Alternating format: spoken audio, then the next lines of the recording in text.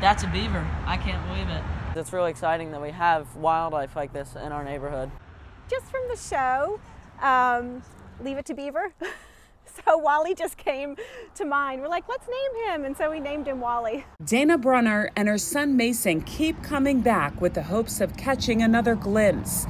Leave it to the beaver and the other animals to get people talking about what's happening right off this trail. The wildlife around a restoration project in Annapolis is drawing so much excitement because you can spot frogs, a blue heron, even a beaver in the same area. Not far from busy Cape St. Clair Road, in between two townhome communities, is the peace that comes from watching nature. Look at this blue heron enjoying an afternoon in the stream, and so many frogs on the shoreline. We are on Cat Branch, which is a tributary to the Magothy River over by Broadneck High School. Eric Michelson, the Deputy Director of Anne Arundel County Bureau of Watershed Protection and Restoration, walked us through 3.5 acres of improvements made to Cat Branch. They have a direct impact on the Magothy River and its water quality, which also affects the bay. There was an opportunity to go back in, provide some stormwater management, which we did on both sides of the valley for those communities,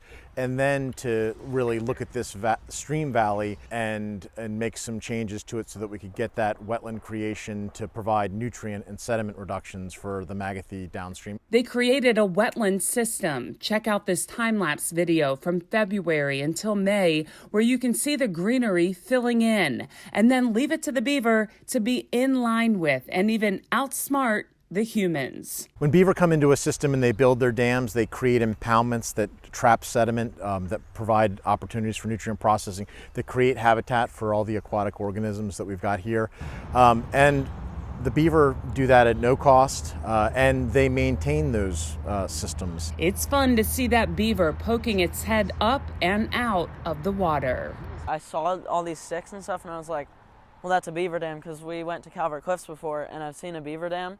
So we knew immediately that that was a beaver dam, and I was like, I wondered if there was any beavers here. Trees were knocked down to create this valley, and then native trees and plants will help block out nitrogen, phosphorus, and sediment. The project wrapped up about 18 months ago, and since then, it's the wildlife that has people talking. It says to us that we've got the habitat conditions right, because if you've got the frogs there, that means you've got the persistent water, you've got the habitat that's there.